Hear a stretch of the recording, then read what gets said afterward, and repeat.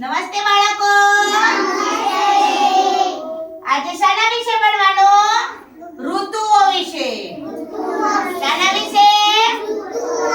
ઋતુઓ વિશે. નીલમસિંહ બે બેટા, આપણે ઋતુઓ કેટલી? 3. ઋતુઓ કેટલી બેટા? 3. કઈ? શિયાળો, ઉનાળો અને ચોમાસું.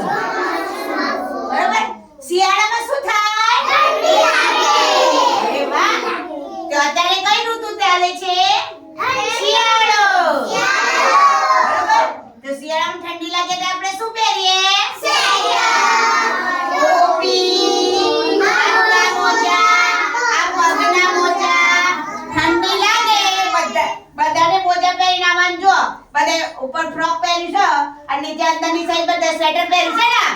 હા, તો ઠંડીથી બચવા માટે આપણે શું કરવું પડે બેટા? સ્વેટર પહેરવું પડે. શું કરવું પડે? પછી શિયાળા પછી કઈ ઋતુ આવે? ઉનાળો. શિયાળા પછી કઈ ઋતુ આવે? ઉનાળો. તમે બેઠો. ઉનાળામાં શું થાય? ગરમી લાગે. Very good. ઉનાળામાં શું થાય? ઉનાળામાં શું થાય?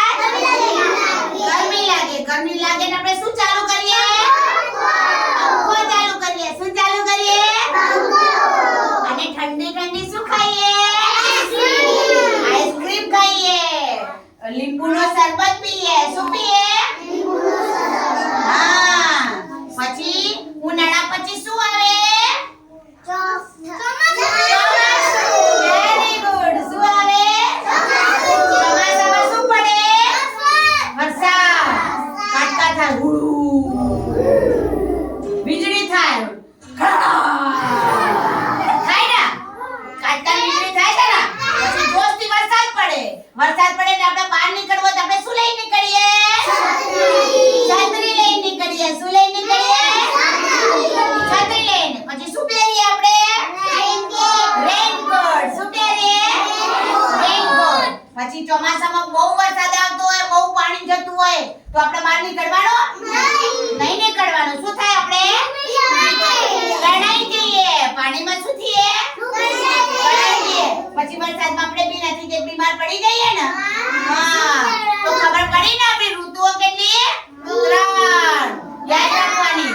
શિયાળો, જોશી, ઉનાળો અને ચોમાસું. સરસ. તાળી